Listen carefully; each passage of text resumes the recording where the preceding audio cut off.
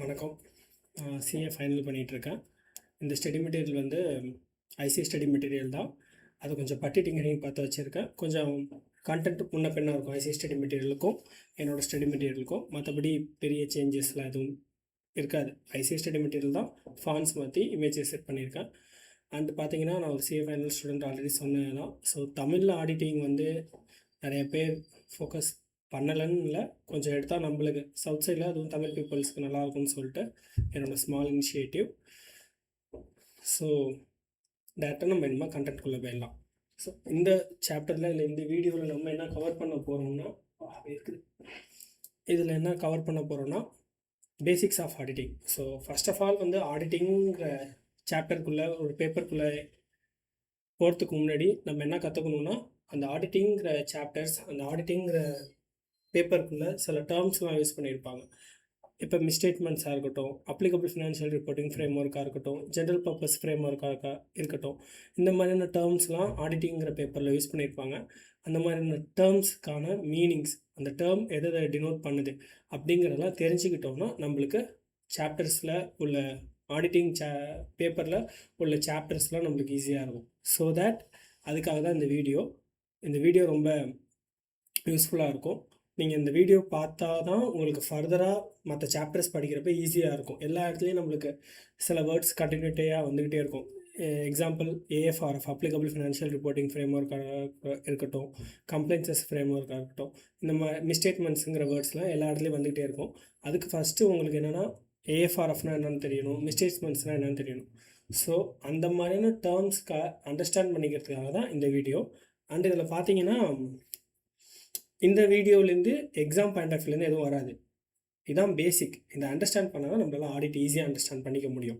அதுக்காக தான் இந்த வீடியோ. ஸோ டேரெக்டாக நம்ம கண்டென்ட்குள்ளே போயிடலாம். ஓகே, ஃபஸ்ட்டு புக்ஸ் ஆஃப் அக்கௌண்ட்ஸ்னால் என்ன? புக்ஸ் ஆஃப் அக்கௌண்ட்ஸ்னால் என்னென்னு பார்க்குறதுக்கு முன்னாடி ஒரு சின்ன எக்ஸாம்பிள்.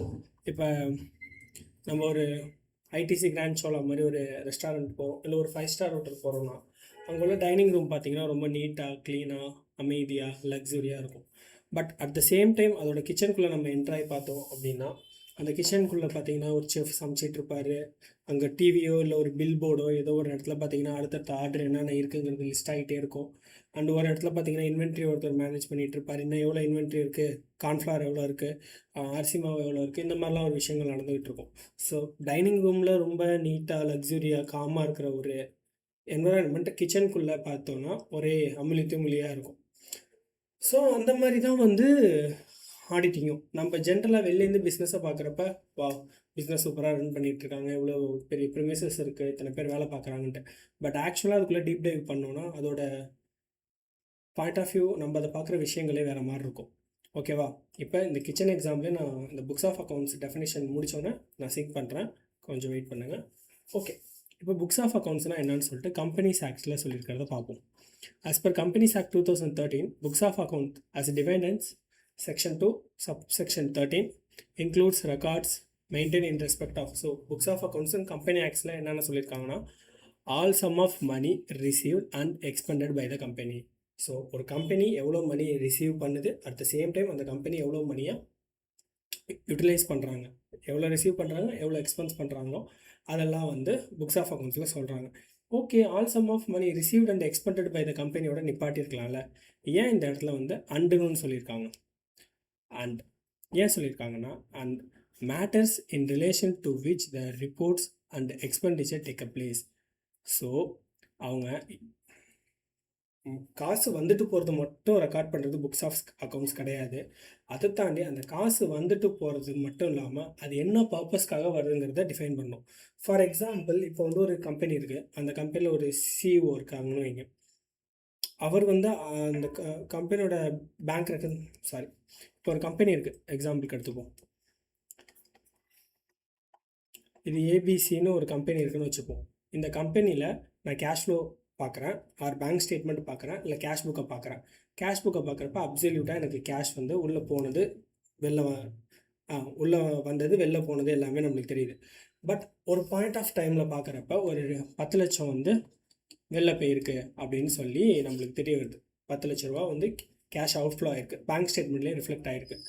இப்போ நம்மளை பொறுத்த வரைக்கும் கேஷ் புக்லேயும் என்ட்ரி இருக்குது, பேங்க் பாஸ்புக்லேயும் காண்ட்ரான்னு வச்சுப்போமே, பேங்க் பாஸ்புக்கில் இருக்குங்கிறப்ப ஓகே, புக்ஸ் ஆஃப் அக்கௌண்ட்ஸ் படி வந்தது போனதை ரெக்கார்ட் பண்ணியிருக்காங்க. பட் இந்த பர்பஸ் எதுக்காக அந்த 10 லட்ச ரூபா வெளில போணுச்சுங்கிறது தெரிஞ்சால் தான் அது வந்து கரெக்டான ஒரு டிரான்சாக்ஷனா இல்லை வந்து ஃப்ராட் பண்ண அந்த 10 லட்ச ரூபா கம்பெனி ஃப்ராட் பண்ணியிருக்கான்னு தெரியும். ஸோ தட் இப்போ அந்த 10 லட்ச ரூபாயை எடுத்துகிட்டு போய் ஒரு நியூ மெஷினரி வாங்கி ஒரு கேபிட்டலைஸ் பண்ணுறாங்களா, இல்லை கம்பெனி மேலே ஒரு கிளாஸ் ஆக்ஷன் சூட் இருக்குது அதுக்கு வந்து போய் செட்டில்மெண்ட் கொடுக்குறாங்களா, ஆர் வந்து கம்பெனியோட சிஇஓட ரிலேட்டிவ் ஒருத்தவங்க இன்னொரு கம்பெனி ரன் பண்ணுறாங்க XYZன்ட்டு, இங்கேருந்து அந்த 10 லட்ச ரூபா அந்த கம்பெனிக்கு ட்ரான்ஸ்ஃபர் ஆகுதா, ஐ மீன் ரிலேட்டட் பார்ட்டி டிரான்சாக்ஷன் வெளில தெரியாமல் கம்மாக நடக்குதாங்கிறதெல்லாம் தெரிஞ்சுக்கிறதுக்காக தான்.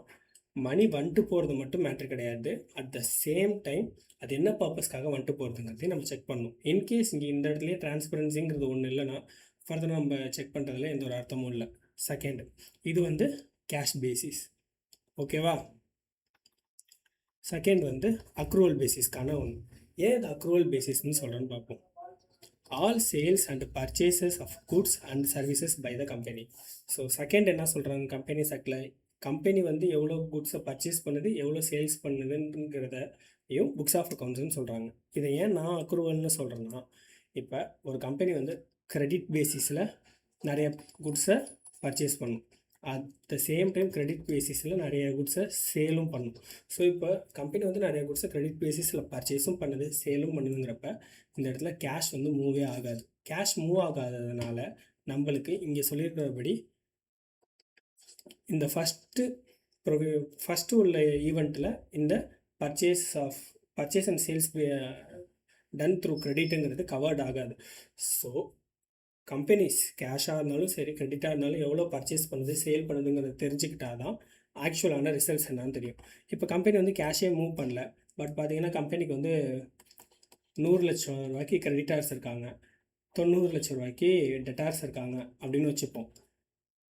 கம்பெனிகிட்ட 20 லட்ச ரூபா கேஷ் பேலன்ஸ் இருக்குதுன்னு வச்சுங்க. இப்போ இந்த கேஷ் பேலன்ஸ் கரெக்டாக பேங்க்கில் இருக்குதான், ஓகேவா. ஆனால் இது எடுத்து ஃபஸ்ட்டு கிரெடிட்டாருக்கு தான் கம்பெனி செட்டில் பண்ணணும். டெட்டாட்டேருந்து வந்தால் தான், டெட்டாட்டேருந்து இப்போ ஒரு 50-60% வருதுன்னா பேலன்ஸில் 30% கம்பெனி ரிஸ்கில் இருக்குங்கிறது அர்த்தம். அந்த மாதிரி ஸோ ஃபஸ்ட்டு கேஷ் ரிலேட்டடாக மெயின்டைன் பண்ணுறதும் புக்ஸ் ஆஃப் அக்கௌண்ட்ஸ்.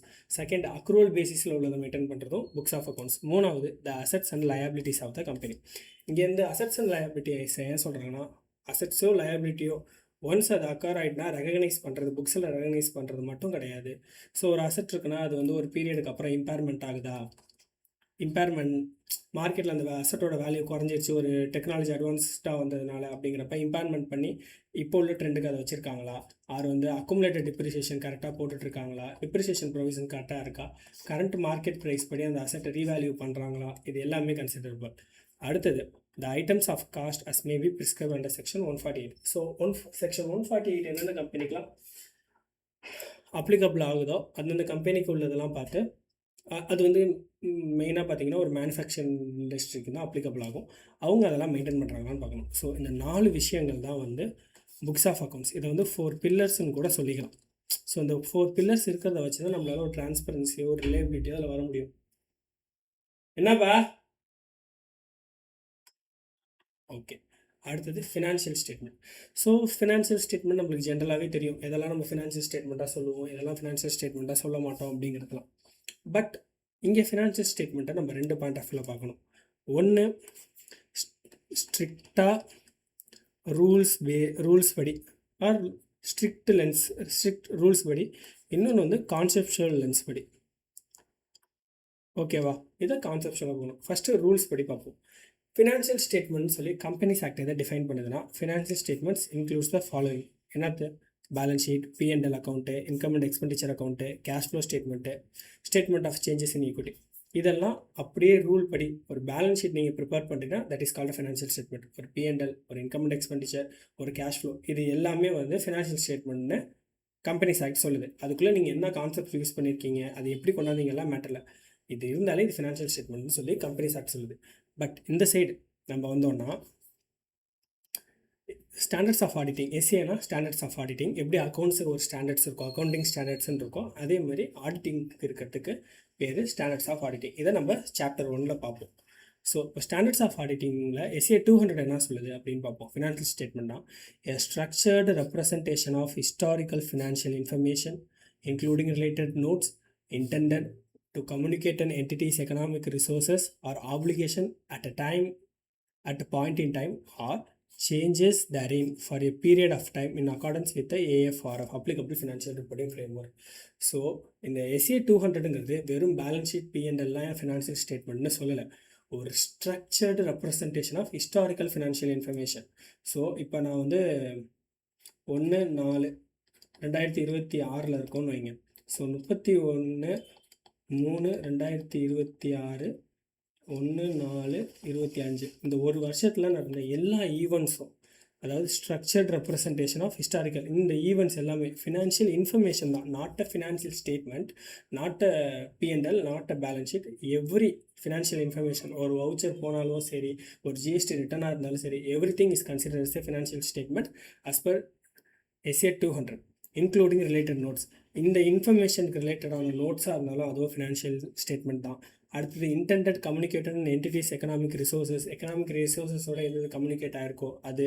அடுத்தது அடுத்த டைமில் அந்த 1 year of period or certain பீரியடில் என்னென்ன கம்பெனி மேலே ஆப்ளிகேஷன்ஸ் இருக்குது, அதில் ஏதாச்சும் சேஞ்சஸ் இருக்கா, இது எல்லாமே பார்த்தீங்கன்னா அஸ் பர் எஸ்ஏ 200 படி ஃபினான்ஷியல் ஸ்டேட்மெண்ட். ஸோ எஸ்ஏ 200 என்ன சொல்லுது, கான்செப்ஷுவலாக பார்க்க சொல்லுது, ஈவெண்ட்டு, டிரான்சாக்ஷன்ஸ், வவுச்சர்ஸ், நோட்ஸ் எல்லாத்தையும். பட் கம்பெனிஸ் ஆக்ட் ரூல்ஸ் படி பார்க்க சொல்லுது. ஜஸ்ட் கம்பெனிஸ் ஆக்டில் பேலன்ஸ் ஷீட் தான் ஃபினான்ஷியல் ஸ்டேட்மெண்ட் தான், பேலன்ஸ் ஷீட் தான். அங்கே போய்ட்டு ஒரு இன்வாய்ஸை வச்சுக்கிட்டு இது ஃபினான்ஷியல் ஸ்டேட்மெண்ட்னு சொல்லி கம்பெனிஸ் ஆக்ட் படி சொல்ல முடியாது. ஸோ தட் ஃபினான்ஷியல் ஸ்டேட்மெண்ட்டை ஒன்று கான்செப்ஷுவல் வியூவில் பார்க்கணும், இன்னொன்று பார்த்தீங்கன்னா இன்னொரு வியூ என்னென்னா ஸ்ட்ரிக்டான ரூல்ஸ் வியூ. ஓகேவா, ரூல்ஸான வியூவில் பார்ப்பாங்க. Okay, done. Third, so financial ஸ்டேட்மெண்ட்டை வச்சு யார் யாருக்கு என்னென்ன பெனிஃபிட் அப்படிங்கிறத பார்க்க போகிறோம். இது ஜென்ரலாகவே ஈஸி தான், நம்ம ஈஸியாக போயிடுவோம். ஃபஸ்ட்டு இன்வெஸ்டருக்கு ஃபினான்ஷியல் ஸ்டேட்மெண்ட் வச்சு என்ன யூஸ் ஆகும்போது, ஸோ நான் ஒரு இடத்துல இன்வெஸ்ட் பண்ணியிருக்கேன்னா எனக்கு எவ்வளோ ப்ராஃபிட் கிடைக்கும், ரிட்டர்ன் ஆன் ஈக்விட்டி எவ்வளோ கிடைக்கும், அது அண்ட் எப்போ கம்பெனி திவாலன்னா நான் வித்துட்டு ஓடிடலாமா, அந்த மாதிரி தான் யோசிப்பேன். ஸோ பை பண்ணலாமா சேல் பண்ணலாமான்னு டெசிஷன்ஸு, அண்ட் எனக்கு எவ்வளோ ப்ராஃபிட் வரும், ரிட்டர்ன் வருங்கிறது. பேங்க், ஃபினான்ஷியல் இன்ஸ்டியூஷன், லெண்டர்ஸ்க்குலாம் என்ன, இவன்ட்ட கடன் கொடுத்தா அவன் திரும்ப கொடுத்துருவானா, இவன்ட்ட கிரெடிட் ஒர்த்தினஸ் இருக்கா அப்படிங்கிறதுக்காக தான்.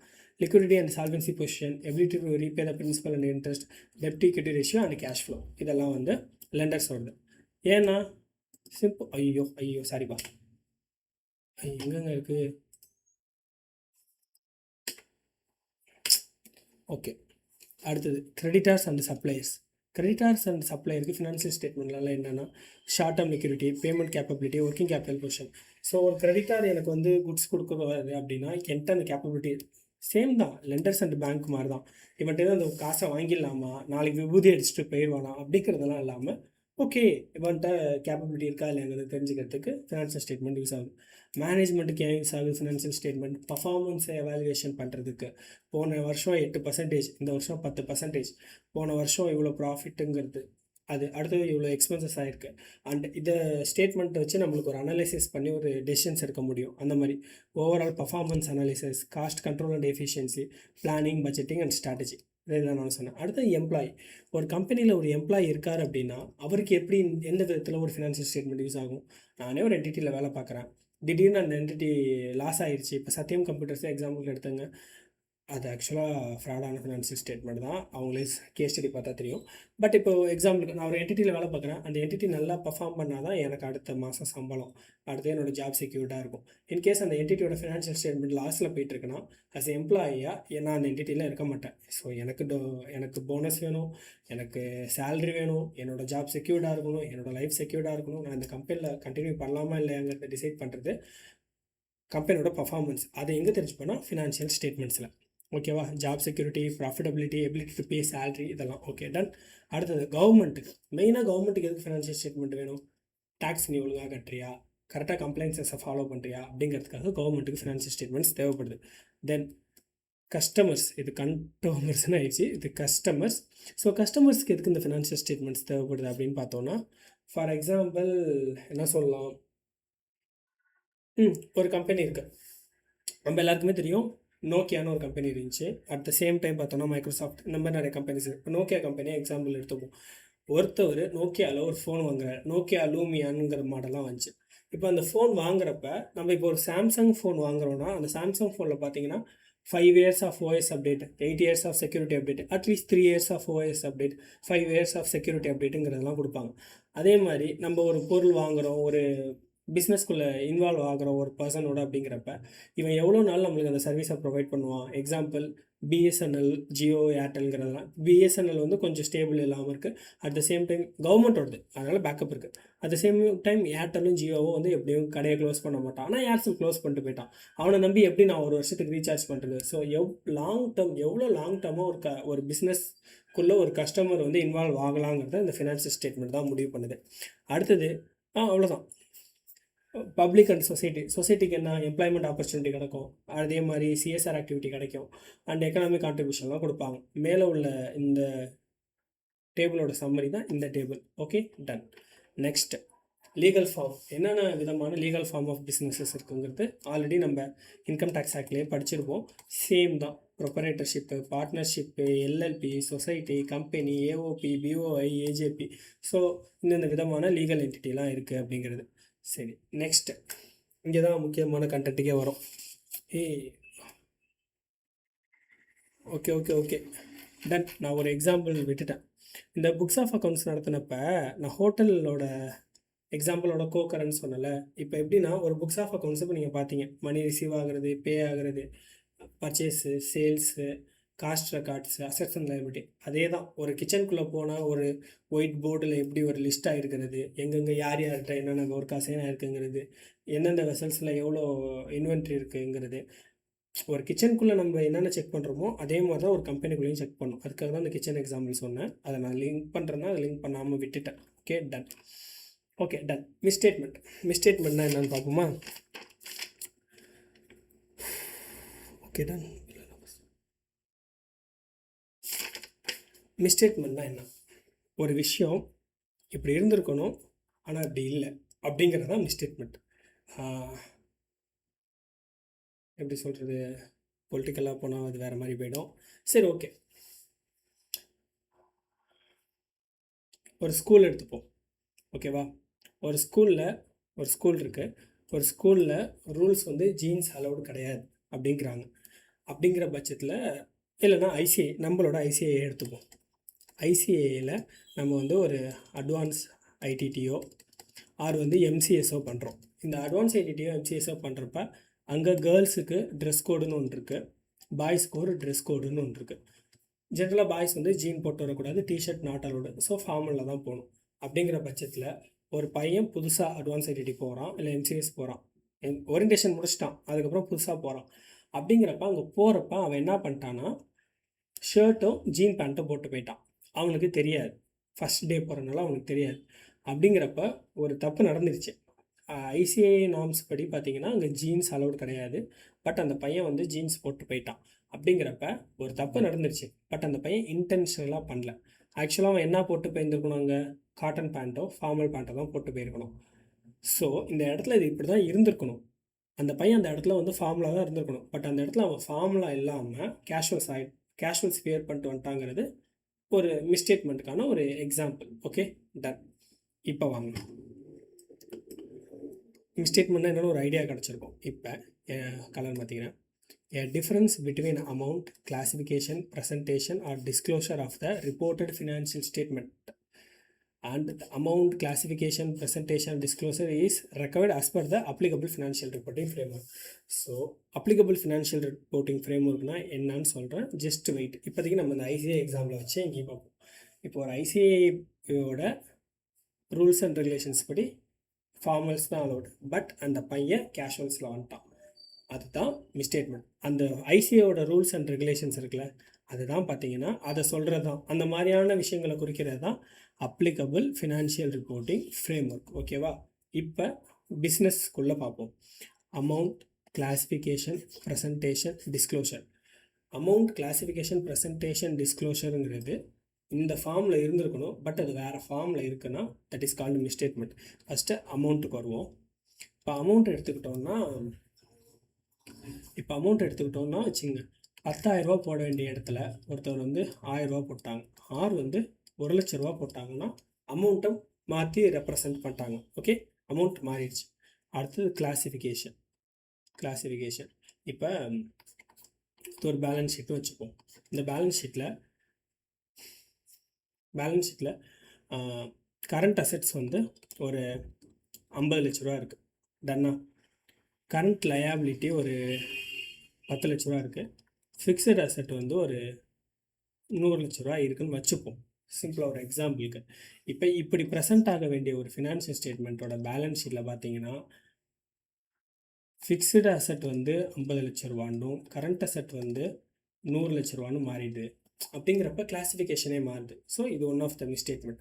ஸோ மிஸ்டேட்மெண்ட்ஸ் தப்பாயிட்டு இப்படி தான் இருந்திருக்கணும், பட் அது இப்படி இருந்துருச்சு அப்படிங்கிறது தான் மிஸ்டேட்மெண்ட். சாரி. அடுத்தது என்னது? ப்ரெசன்டேஷன்.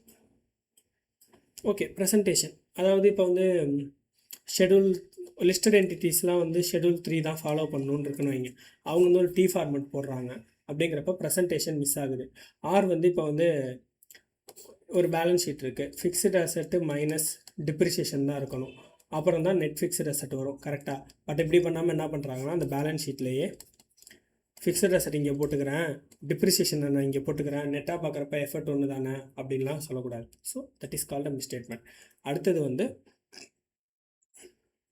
டிஸ்க்ளோஷர். எய்தர் டிஸ்க்ளோஷர், ஒரு அக்கௌண்ட்ஸ் நீங்கள் ப்ரிப்பேர் பண்ணுறீங்க, ஒரு ஈவெண்ட் நடந்திருக்கு, அது வந்து இது வரைக்கும் நடந்ததே இல்லை, ஒரு அன்எக்ஸ்பெக்டடான ஃபஸ்ட் டைம் அக்கரன்ஸ் ஈவெண்ட்னா அதை பற்றின டிஸ்க்ளோஷர் கொடுத்துருக்கணும். கம்பெனி கொடுக்காம இருக்காங்க, இல்லை கொடுத்த டிஸ்க்ளோஷர் தப்பாக இருக்குது, இல்லை டிஸ்க்ளோஷர் கொடுத்த இடம் தப்பாக இருக்குன்னா, ஸோ இதெல்லாம். ஸோ இந்த மிஸ்டேட்மெண்ட்டுங்கிறல்ல, இது ஒரு இடத்துல நடந்தால் மிஸ்டேட்மெண்ட்டா இல்லை அக்குமுலேட்டடான்னு பார்க்கணும். இப்போ அதே எக்ஸாம்பிள்ஸ் கொண்டு வரேனே. Balance sheet. So fixed asset minus depreciation இப்படி தான் இருக்கணும். ஆக்சுவல் ஃபார்மெட்டு இதுதான். பட் ப்ரெசண்ட்டாக இருக்கிற ஃபார்மெட் எப்படின்னா, பேலன்ஸ் ஷீட் இருக்குது, ஃபிக்ஸ்டு அசெட் இருக்குது, இங்கே டிப்ரிசியேஷன் இருக்குது. ஃபிக்ஸ்டு அசெட்டு 100, ஃபிக்ஸ்டு டிப்ரிசியேஷன் 80ன்னு வச்சுப்போம். அதே மாதிரி ஒரு கரண்ட் லயபிலிட்டியை இங்கே வைக்கிறாங்க, 80ன்னு வைக்கிறாங்க. கேபிட்டல் ஒரு 100ன்னு வச்சுப்போம். சரி, ஓகே, இது கூட தேவையில்லை. இப்படிங்கிறப்ப இப்படி ஒரு பேலன்ஸ் ஷீட் இருக்குன்னு வைங்க. நான் சொல்கிறேன், மேனேஜ்மெண்ட்டில் பார்த்துட்டு ஒரு ஆடிட்டர் சொல்கிறாரு, சார் நீங்கள் கிளாஸிஃபிகேஷன் தப்பு பண்ணியிருக்கீங்க, கரண்ட் லயபிலிட்டியை அசெட் சைட்லேயும் டிப்ரிசியேஷனை வந்து லயபிலிட்டி சைட்லேயும் போட்டிருக்கீங்க, இப்படி பண்ணக்கூடாது சார் அப்படின்னு நான் சொல்கிறேன். அப்படிங்கிறப்ப அவர் என்ன சொல்கிறாருன்னா, சார் ஃபிக்ஸ்டு அசெட்லேருந்து இதை லெஸ் பண்ணிங்க சார், உங்களுக்கு பார்த்தீங்கன்னா 20 வந்துடும், கேபிட்டல் டிப்ரிசியேஷனில் லெஸ் பண்ணிங்க சார், இது 20 வந்துடும், நெட்டாக பார்க்குறப்ப எஃபெக்ட் ஒன்று தானே சார் அப்படின்னு சொல்கிறாருன்னா, ஸோ மிஸ்டேட்மெண்ட்டுங்கிறது இது ரெண்டுமே வந்து ஓவராலாக நெட் ஆஃப் பண்ணிடுது அப்படின்னு வச்சுப்போமே. அதனால் இதை ஒரு மிஸ்டேட்மெண்ட் எடுத்துக்கூடாது. ஸோ டிப்ரிசியேஷனில் ஒரு 80 ரூபாய்க்கு மிஸ்டேட்மெண்ட் நடந்திருக்கு, அது ஒரு transaction. At the same time current லயபிலிட்டியை தப்பாக கிளாஸிஃபை பண்ணியிருக்கீங்க, அதுவும் ஒரு டிரான்சாக்ஷன். ஸோ ஓவராலாக மிஸ்டேட்மெண்ட்டோட வேல்யூ 160. ஸோ மொத்தமாக 160க்கான மிஸ்டேட்மெண்ட் இங்கே நடந்திருக்கு. ஜஸ்ட்டு சொல்கிறேன், இதை நீங்கள் லேக்ஸ்ன்னு போட்டுக்கிட்டீங்கனாலும் ஓகே, க்ரோர்ஸ்ன்னு போட்டுக்கிட்டாலும் ஓகே. ஸோ மிஸ்டேட்மெண்ட்டுங்கிறது நெட் ஆஃப் ஆனாலுமே ஒவ்வொரு இண்டிவிஜுவல் மிஸ்டேட்மெண்ட் தான். அது எதர் இண்டிவிஜுவலாகவும் இருக்கலாம், குரூப்பாகவும் இருக்கலாம். அது சொல்கிறது தான் இந்த எக்ஸாம்பிள் கொண்டாந்தேன். தென் அதுக்கான இமேஜஸ் தான். சரி, மிஸ்டேட்மெண்ட்ஸ்லேயே இன்னும் 2 வகை இருக்குது. ஒன்று ஃப்ராடு, இன்னொன்று எரர். ஸோ நம்ம அந்த ஐசிஐ எக்ஸாம்பிளுக்கே போவோமே. எங்கே? ஓகே, அது இங்கே எழுதி வச்சுருக்கேன். ஸோ நம்ம இப்போ இந்த ஐசிஐ எக்ஸாம்பிளுக்கே போவோம். ஃப்ராடுனா என்ன, எரர்னா என்னன்னு பார்க்குறதுக்கு. ஸோ ஃப்ராடுனா ஃபஸ்ட்டு பார்ப்போம். நம்ம எம்சிஎஸ் பண்ண போகிறப்ப நம்மளால் மொதல் நாள் போனப்போ அவருக்கு ட்ரெஸ் கோட் தெரியலை, கொஞ்சம் இன்ட்ரோவர்ட்டான பையன் போயிட்டா. அப்படி போனால் பார்த்தீங்கன்னா இன்சார்ஜ் வந்து, பா இந்த மாதிரி போட்டு வராதப்பா, அது போட்டு வரக்கூடாதுப்பா அப்படின்னு சொல்கிறாரு. சரி சார், நாளையிலேருந்து மாற்றிக்கிறேன் அப்படிங்கிறாரு. இது வந்து இன்டென்ஷனலாக இல்லை, ஒரு இன்டென்ஷனல் அவர் கிடையாது, ஜீன் போட்டு போகணுங்கிற எந்த இன்டென்ஷனும் கிடையாது, அவருக்கு தெரியாமல் அந்த தப்பை பண்ணிட்டாருங்கிறப்ப that is called error. Unintentional mistake called error. இதுவே அந்த பையன் வந்து எம்சிஎஸ் போகிறப்ப வந்து ஜீன் போட்டு போனால் அவனுக்கு அப்பியரன்ஸ் நல்லாயிருக்கும், லுக்கு நல்லாயிருக்கும், போய் அங்கே இருக்கிற எல்லோரும் முடியும் சீன் போடலாம் அப்படின்னு சொல்லி டிசைட் பண்ணிட்டு தலைவர் வந்து ஒரு 5 நாள் ஃபார்மலில் வராரு, ஓகேங்களா. 2 நாள் வந்து கேஷுவல்ஸ் போட்டுக்கலாம் அப்படின்னு டிசைட் பண்ணுறான். அதில் ஃபஸ்ட்டு நாள் வந்து கேஷுவல்ஸ் போடுறான், 6வது நாள் ஒரு கேஷுவல்ஸ் போடுறான். அப்படிங்கிறப்ப அவனுக்கு தெரியும் நம்ம ஜீன் போட்டு போகக்கூடாது, நம்ம ஃபார்மலில் தான் போகணுன்னு அந்த பையனுக்கு நல்லாவே தெரியும். பட் இருந்தாலும் இன்டென்ஷனலாக தெரிஞ்ச ஒரு விஷயம் பண்ணுறாங்கன்னா that is called a fraud. Okay, ton.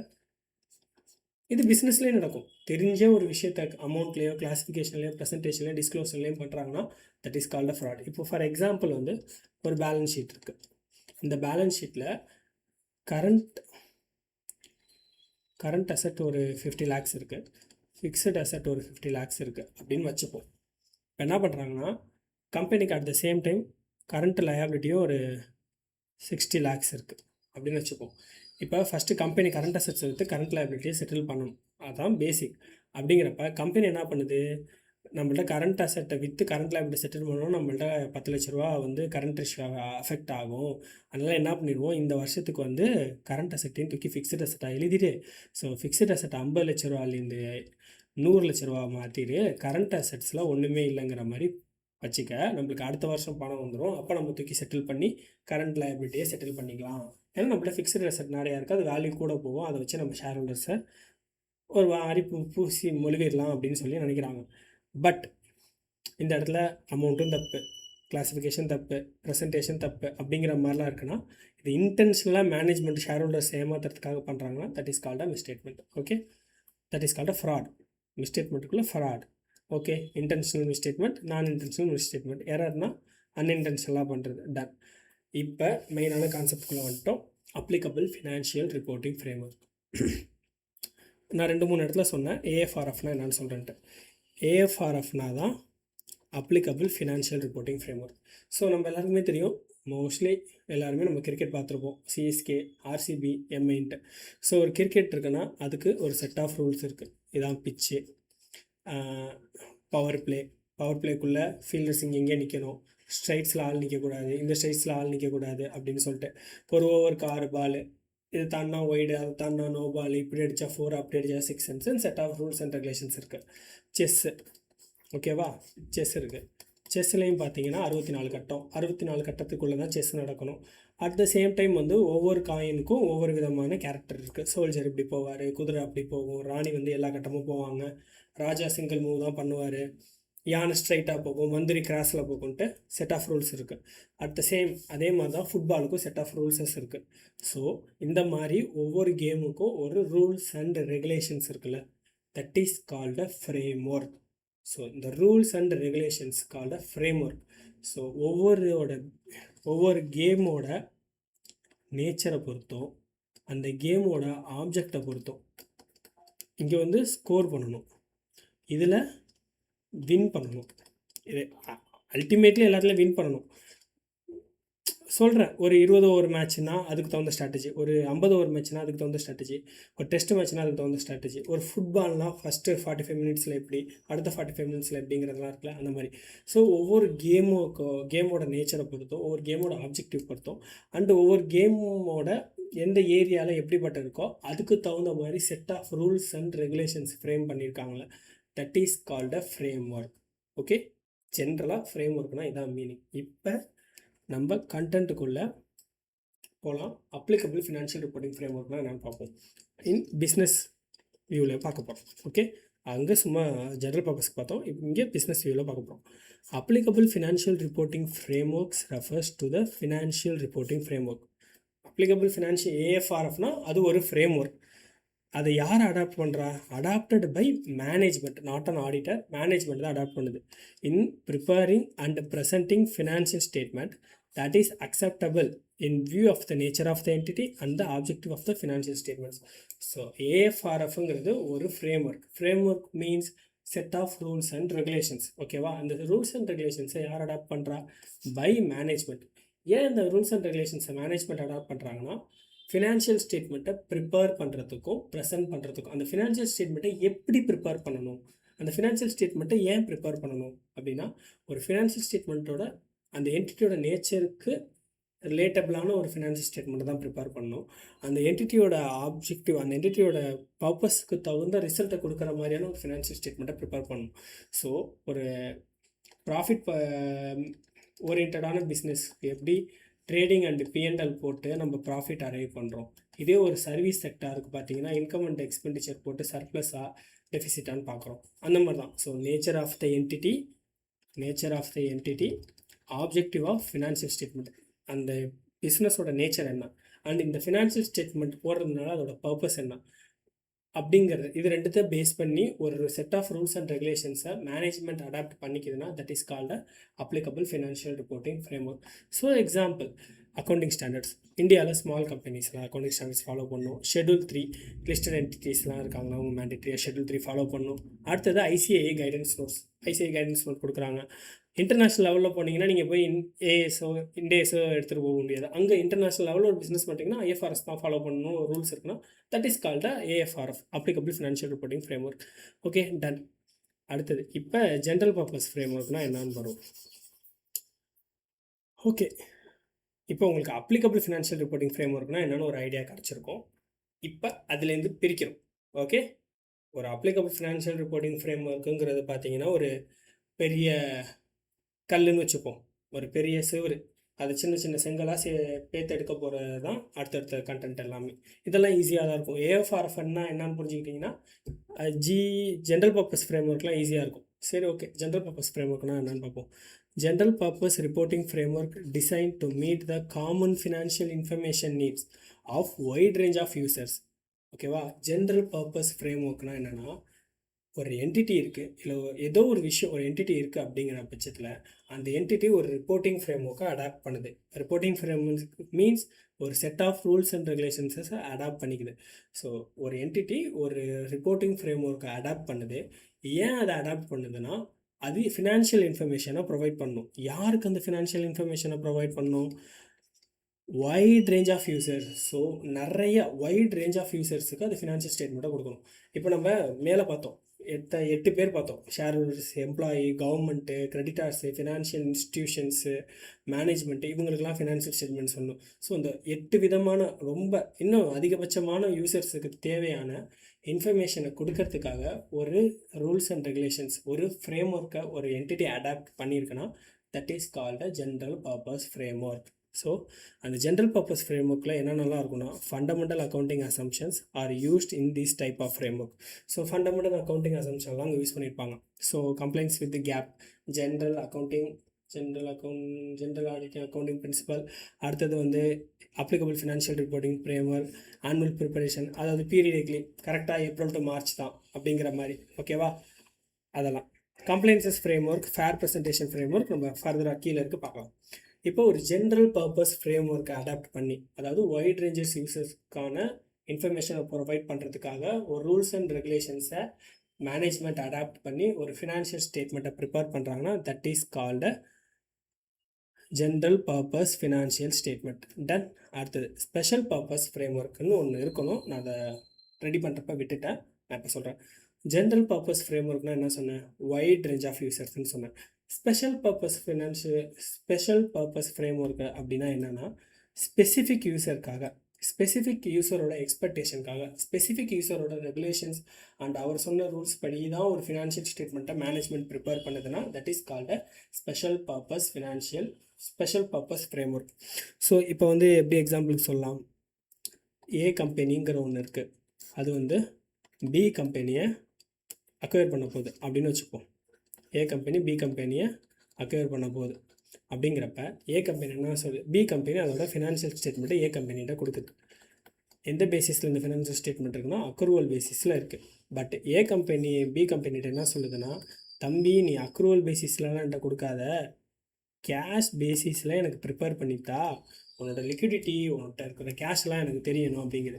அப்போ பி கம்பெனி என்ன பண்ணுதுன்னா, அப்படியே பிஇ கம்பெனி கேஷ் பேசிஸில் ஒரு ஃபினான்ஷியல் ஸ்டேட்மெண்ட்டை ப்ரிப்பேர் பண்ணி ஏ கம்பெனியை கொடுக்குது.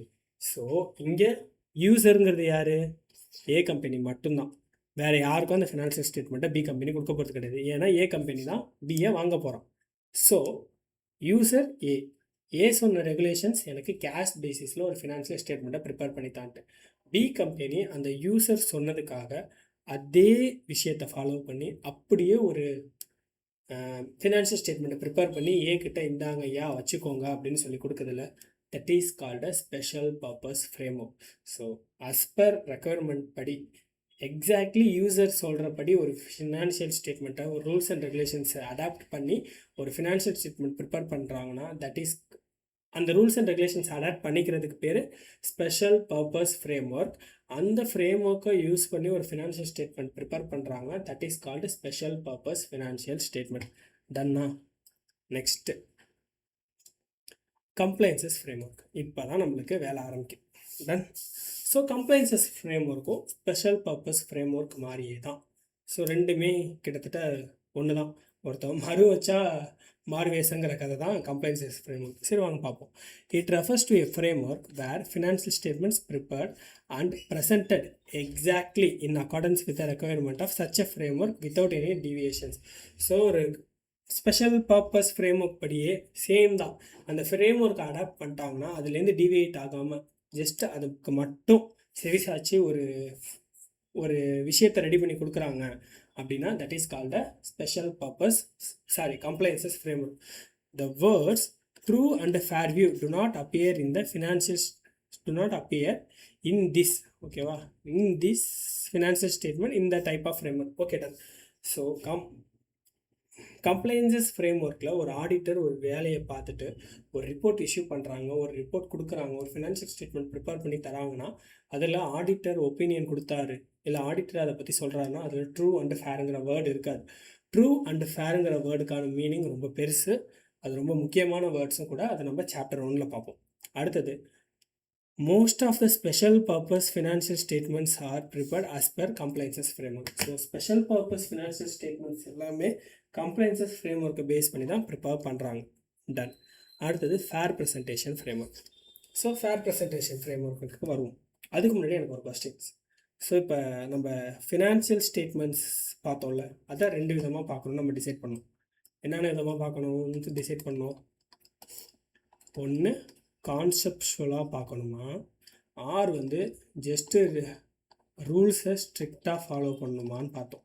ஸோ எஸ்சி 200 சொன்னிச்சு கான்செப்ஷுவலாக பாருங்கன்ட்டு, கம்பெனிஸ் ஆக்ட் சொன்னிச்சு ரூல்ஸை மட்டும் ஃபாலோ பண்ணுங்கன்னு சொல்லிட்டு. இப்போ என்னோடய கேள்வி என்னென்னா, இப்போ அக்கௌண்ட்ஸுங்கிறது ஜஸ்ட்டு ரூல்ஸை மட்டும் ஃபாலோ பண்ணி ஆல்ரெடி இருக்கிற ஃபார்முலாஸை மட்டும் ஃபாலோ பண்ணி ஏனா இதை போடு, பினா அதை போடு, சினா இதை போடு, A² + B² எனக்கு இதான் அவுட்புட் வரணும்னு சொல்கிற ஒரு ஃபார்முலா பேஸ்ட் ஒரு ப்ரொசீஜராக கான்செப்ஷுவலாக ஒரு விஷயத்தை அனலைஸ் பண்ணி இதுதான் கரெக்டு, இதுதான் தப்பு, கம்பெனியோட பர்ஃபார்மன்ஸ் எப்படி இருக்குது, கம்பெனி இது இருக்குது அப்படின்னு சொல்லி அண்டர்ஸ்டாண்ட் பண்ணிக்கிறது அக்கௌண்ட்ஸோட வேலையா? நம்மளுக்கு இந்த டவுட் வருதில்ல. ரூல்ஸ் படி ஃபாலோ பண்ணுறேன்னா ஒரு விஷயம் நெகட்டிவாக தான் இருக்கும், ப்ராக்டிக்கலாக அந்த விஷயம் வந்து கம்பெனி திவால் ஆகிடுன்னு தெரியும். பட் ரூல்ஸ் படி அது கரெக்டுக்கு அப்படின்னு சொல்லியிருக்காங்கன்னா அதை ஃபாலோ பண்ணுறோம். தெரிஞ்சுமே நான் போய் என் தலையில் மண்ணாரிப்பு போட்டுக்கிற மாதிரி இருக்குது. பட் கான்செப்ட் வைஸ் பார்க்குறப்ப அது ரூல்ஸ்க்கு அகெயின்ஸ்டாக இருக்குது. அப்படிங்கிறப்ப என்ன பண்ணலாம்? அப்போ நம்ம படிக்கிற அக்கௌண்ட்ஸ்க்கு என்ன தான் இது? இந்த ப்ராப்ளமை சால்வ் பண்ணுறதுக்கு தான் ஒரு ஃப்ரேம் ஒர்க்கு இருக்குது. அந்த ஃப்ரேம் ஒர்க் பேர் தான் fair presentation framework. So fair presentation ஃப்ரேம் ஒர்க்குனால் என்ன அப்படிங்கிறத பார்ப்போம். ஸோ இப்போ ஃபேர் ப்ரெசன்டேஷன், ஒரு பிஸ்னஸ் எடுத்துப்போம். Okay done. ஒரு பிஸ்னஸ் எடுத்துப்போம். இப்போ இந்த பிஸ்னஸ்க்குள்ளே பார்த்தீங்கன்னா எந்த இதுவுமே ப்ரிடிக்ட் பண்ண மாதிரி போகாது. நான் 8 வருஷம், போன வருஷம் வந்து 8% ப்ராஃபிட்டு, இந்த வருஷம் நான் வந்து 12% ப்ராஃபிட் வேணும்னு சொல்கிறேன். அதுக்கு நான் எஃபர்ட்ஸ் போடணும், மார்க்கெட் கண்டிஷன் ஒழுங்காக இருக்கணும், குளோபல் லெவலில் உங்களுக்கு வார் எதுவும் வரக்கூடாது. இப்போ கூட 2026 வந்து ஈரானுக்கும் யூஎஸ்க்கும் வார் ஆனதில் பெட்ரோல் அதுன்னு எவ்வளோ ஃப்ளக்சுவேட் ஆகி எல்லாம் ஆனிச்சு. ஸோ குளோபல் லெவலில் வார் இருக்கக்கூடாது, கவர்மெண்ட்டு மாறக்கூடாது. ஸோ இன்டர்னல் ஃபேக்டர்ஸ் மட்டும் இல்லாமல் எக்ஸ்டர்னல் ஃபேக்டர்ஸ், மைக்ரோ எக்கனாமியும், மைக்ரோ என்வரான்மெண்ட், மேக்ரோ என்வரான்மெண்ட்டு எல்லாமே அன்பிரடிக்டபிள் அண்ட் எல்லாமே காம்ப்ளெக்ஸ். ஸோ பிஸ்னஸ்குள்ளே நடக்கிற விஷயங்களே காம்ப்ளெக்ஸான விஷயம்.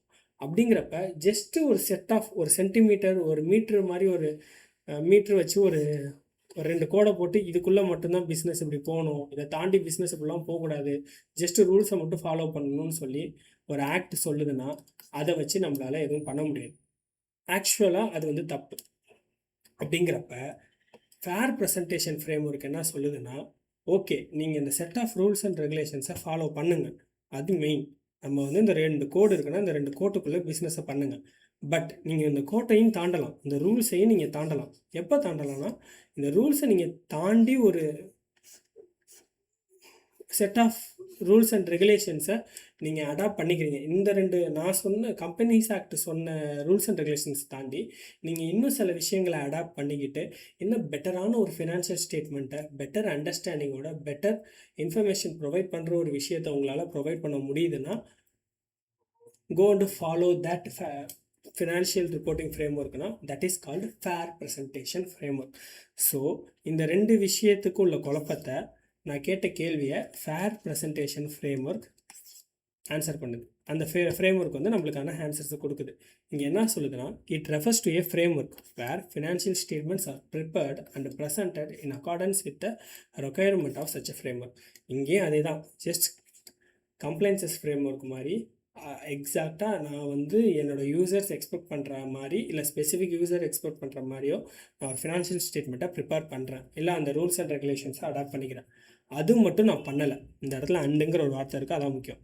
And contains disclosures beyond the requirement of such a framework.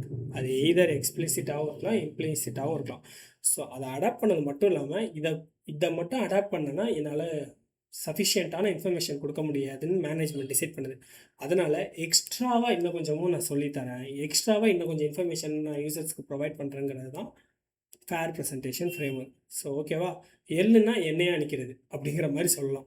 டன்னா, கொஞ்சம் முந்திரி கொட்டை தரன்னு கூட சொல்லலாம். உங்களுக்கு ஞாபகம் இருக்கிறதுக்காக இந்த 2 வேர்டு யூஸ் பண்ணுறேன். டன். அடுத்தது, the words true and fair view appears only in these type of frame work.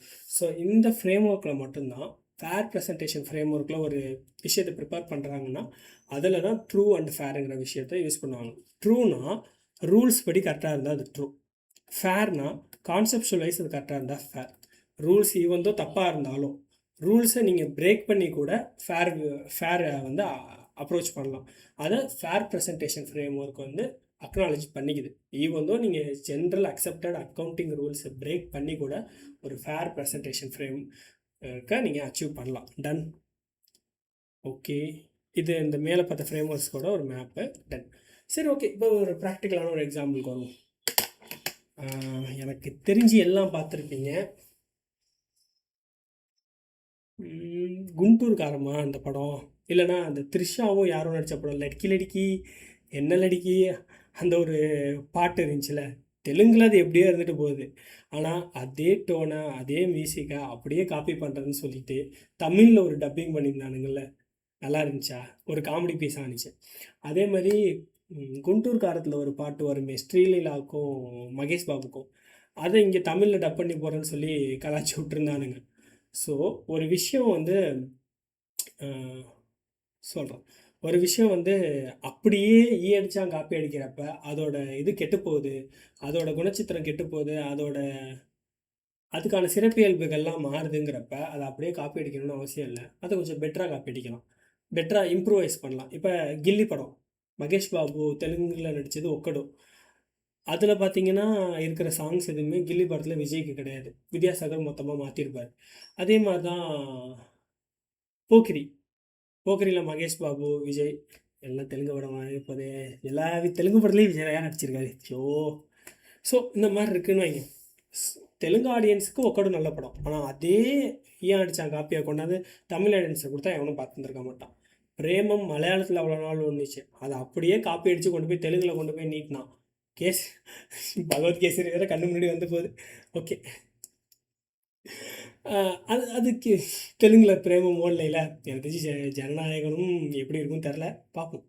Ton. இப்போ இந்த எக்ஸாம்பிள்ஸ்லாம் ஞாபகம் வச்சுருக்கீங்களா? அது மாதிரி தான் கம்ப்ளைன்சஸ் ஃப்ரேம் ஒர்க்கும் ஃபேர் ப்ரெசன்டேஷன் ஃப்ரேம் ஒர்க்கும். ஸோ ஒரு விஷயத்தை காப்பி அடிக்கிறேன், அதை இம்ப்ரூவ் பண்ணுறதுக்கு கொஞ்சம் விஷயம் பண்ணுறேன், அதனால் அது இன்னும் பெட்டராக தான் இருக்குன்னா that is called fair presentation framework. But ஒரு விஷயத்தை நான் காப்பியே அடிக்கலை, ஒரு விஷயத்தை நான் என்ன பண்ணுறேன்னா அப்படியே ஏற்றுக்கிறேன் அப்படின்னா அது கம்ப்ளைன்சஸ் ஃப்ரேம் ஒர்க். இப்போ ஒரு ப்ராக்டிக்கல் எக்ஸாம்பிள்லேருந்து பார்ப்போம், அடுத்தது பிஸ்னஸ் எக்ஸாம்பிள் பார்ப்போம். ஸோ இது ஜஸ்ட் அண்டர்ஸ்டாண்டிங் பர்பஸ் தான், இது எதுவுமே எக்ஸாம் கிடையாது. A compliances framework is like a translating the repair manual. So ஒரு டெக்னிக்கல் ஒரு மிஷினரி இருக்குது, அதை ரிப்பேர் பண்ணுறதுக்கு ஒரு மேனுவல் இருக்குன்னு வச்சுப்போம். ஒரு ஜெர்மன் மேனுவல் அது இந்தியாவுக்கு கொண்டு வராங்க. ஸோ ஜெர்மனில் இருக்கிற ஒரு கம்பெனி இந்தியாவில் ஒரு பிளான்ட் ஆரம்பிக்கிறாங்கன்னு ஃபார் எக்ஸாம்பிளுக்கு வச்சுக்கிறோம். அவங்க அங்கேருந்து ஜெர்மன் லாங்குவேஜில் இருந்த மேனுவலை இங்கிலீஷுக்கு ட்ரான்ஸ்லேட் பண்ணுறாங்க அப்படிங்கன்னு வச்சுக்கிறோம். You must translate it word for word. So ஒவ்வொரு வேர்டையும் அப்படியே தான் நம்ம ட்ரான்ஸ்லேட் பண்ணணும், ஏன்னா அது வந்து ஒரு ரிப்பேர் மேனுவல், ஒரு மிஷினரி எப்படி ரிப்பேர் பண்ணுங்கிறதுக்காக. அது எப்படி சொல்லலாம், if it chase turn the wrench right, so ஒரு ஸ்பேனர் ரைட்டில் தான் திருப்பணுன்றதா அதை இங்கே நீங்கள் ட்ரான்ஸ்லேட் பண்ணுறப்பையும் இங்கிலீஷில் ட்ரான்ஸ்லேட் பண்ணிங்கன்னா டேர்ன் த ரைட்டுன்னு தான் போடணுமே தவிர rotate left give pressure from left hand to right hand அப்படிலாம் போடக்கூடாது. கரெக்டாக you translate it exactly. there is no room for interpretation because it is purely mechanical. But இதான் வந்து கம்ப்ளைன்சஸ் ஃப்ரேம்ஒர்க். ஓகேவா, அப்படியே எடுத்துக்கிறது. But fair presentation framework is likely to translating a poem. ஒரு போயத்தை நம்ம மாற்றுறது. நான் சொன்னது தான் லடிக்கி லடிக்கி, குண்டூர் காரம், அப்புறம் இன்னும் நல்லா சொல்லணுன்னா இது ரெண்டும் ஒஸ்ட்டாக போனதுக்கான எக்ஸாம்பிள். அம்பிகாபதி தனுஷ் நடித்தது, அந்த படத்தில் உள்ள ஆல்பம்ஸ் எல்லாமே நல்லாயிருக்கும். ஹிந்தியில் வந்த படம் அது தமிழில் டப் பண்ணியிருப்பாங்க. ஜோதா அக்பர் ஹிந்தியில் வந்த படம் தமிழில் இது பண்ணியிருப்பாங்க, அதெல்லாம் நல்லாயிருக்கும். அதே மாதிரி தான் if you translate a French poem into English word for a word literally it might loose it's rhythm. ஒரு ஃப்ரெஞ்சில் இருக்கிற போயம் இங்கிலீஷில் மாத்திரப்போ அதோட ரிதம் கெட்டு போயிடுது. So a literal translation might actually destroy the truth of the poem. To communicate the spirit and the meaning of the original work, the translator has to bend the literal words. So அந்த போயத்தோட உண்மையான கருத்தை மாற்றுறதுக்காக அவங்க கொஞ்சம் excess ஸ்பைசஸை தூக்குறாங்க. Simple தான், ஏன் இவ்வளோ தூரம் போகிறோம்? வால்மீகி எழுதின ராமாயணத்தை கம்பர் தமிழ் ஆடியன்ஸுக்கு தகுந்த மாதிரி மாற்றலையா? கம்ப ராமாயணமா? ஸோ தமிழ் ஆடியன்ஸ் வேறு, வடக்கு ஆடியன்ஸ் வேறுங்கிறப்ப இதாங்க ஃபேர் ப்ரெசன்டேஷன், கம்ப்ளைன்சஸ் ஃப்ரேம் ஒர்க்கும் ஃபேர் ப்ரெசன்டேஷன் ஃப்ரேம் ஒர்க்கான டிஃப்ரென்ஸ். இது கீழே உள்ளதை நீங்களே படித்து பாருங்க. தேங்க்யூ. ஸ்க்ரீன்ஷாட் இருந்தால் எடுத்துங்க. தேங்க்யூ.